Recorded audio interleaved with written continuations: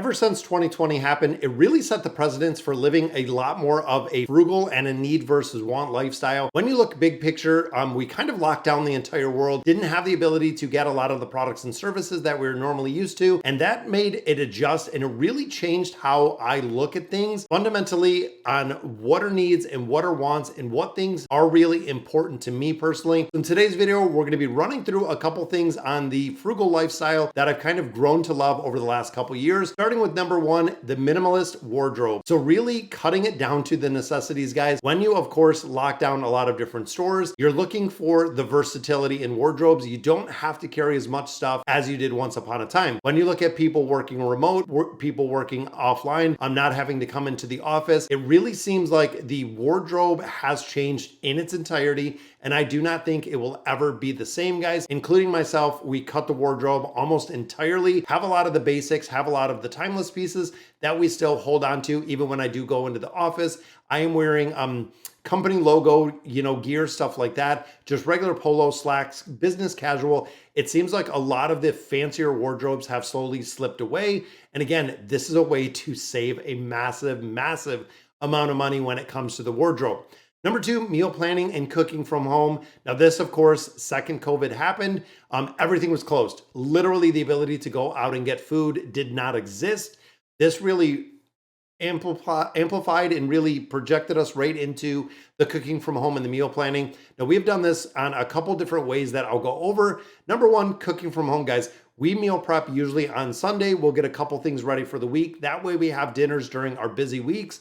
We know if we're not going to be home, we're not going to be able to spend the time and effort to cook at home. When we get home, we will prep it earlier in the week. Now, meal planning when it comes to lunches, all of the lunches are pre-made. All of the lunches are put together for the entire week. We just grab them and go, myself and the kids. That way we can make sure that we have everything that we need. As well as breakfast, we are cooking it here as well. We go out to eat or get takeout maybe once a month, maybe once every 2 months, meaning that we are saving a ton of money, guys. Now, when it comes to myself, I do the shopping. Most of the shopping, I have a list. If there's not an item on my list, I stick to the list, guys. If the list has 15 items, I come home with 15 items if those were available. I don't substitute, and I do not impulse purchase. When you get to the checkout and they have drinks and they have snacks and they have candies and they have this and that, they are strategically placed there to get you to buy them. Now, Americans spend over $2,000 a year on impulse purchases at checkout, which to me is absolutely crazy.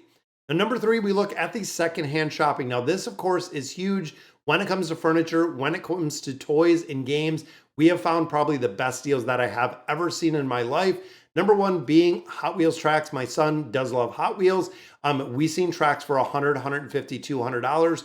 We got them on the Facebook Marketplace, which if you're a fan of Facebook, guys, I see an incredible amount of fraud in there, which really disheartens me from people selling things on there. But overall, getting them at about a 75% discount for people who are no longer using a lot of the toys. In addition, it is a great place for furniture, guys. We picked up a bedroom set that would have probably ran about $1,000 at Gardner White. It was $100 on Facebook Marketplace from someone, unfortunately, who had passed away that they were cleaning out the house. But we saved 90% on the bedroom set. Now that bedroom set is now currently in our guest room, works for exactly what we were looking for, and we saved an incredible amount of money by repurposing those items. And number four, that's exactly what we look at, the DIY and the repurposing, guys. When you have more time at home, you have the ability to really make it your own, fixing and repurposing things within your home, even looking at, giving it a fresh look, giving it a fresh coat of paint.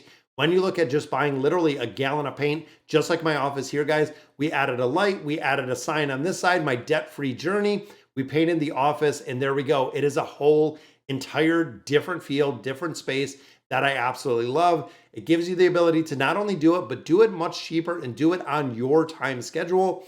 Makes a big difference. You can also repurpose furniture. There's a lot of different things that you can get for free that can come into a great repurposing place.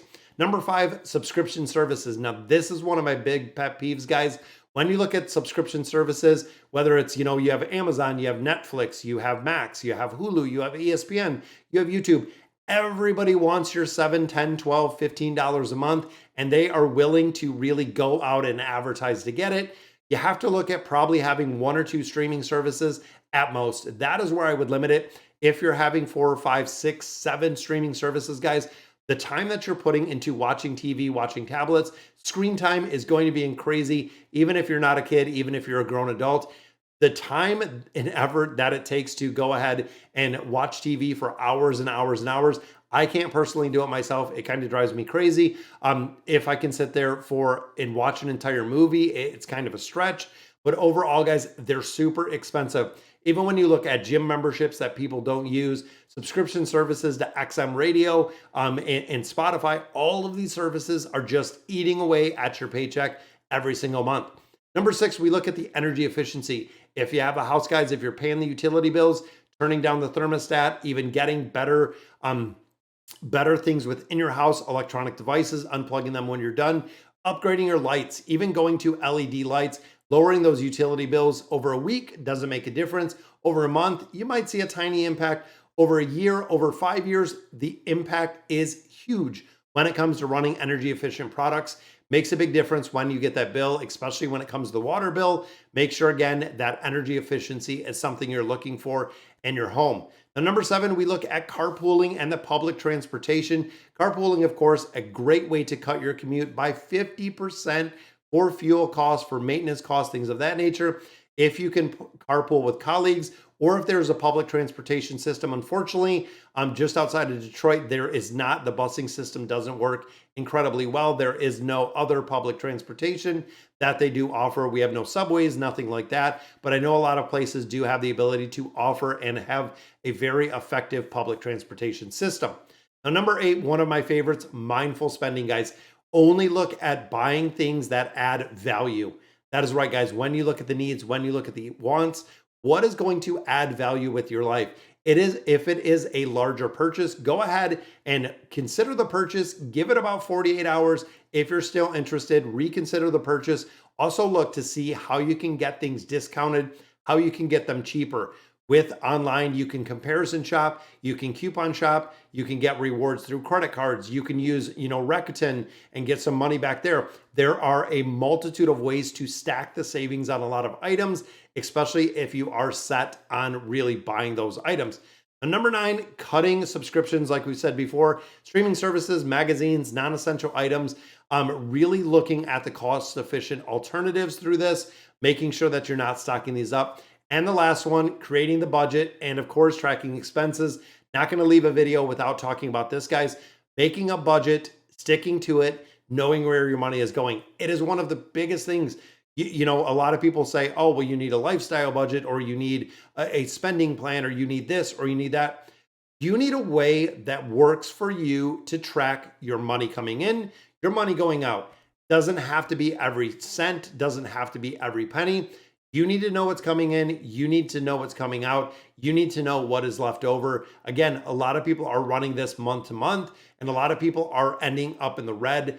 They don't want the realization that they're not budgeting properly, that they're spending too much money in their life, and they're accumulating this or substituting it with credit card debt is what we do see, guys, in a big picture. This is going to make you really run out of money. There's going to be a point where a majority of your paycheck is eaten up by the interest that you're paying on loans, credit cards, everything else that we do have for the expenses in our life, meaning there's nothing left for saving and there's nothing left for debt repayment. Now, living frugally, guys, really minimizing and really focusing on the importance that we do have. Conscious spending. When it comes to your money, you have to know exactly what value you're getting for the items that you're purchasing. And also shopping, comparison shopping, like I was saying, makes a really big difference, guys. So that is going to do it for today's video. Let me know in the comments what you guys think. And as always, thank you guys for watching.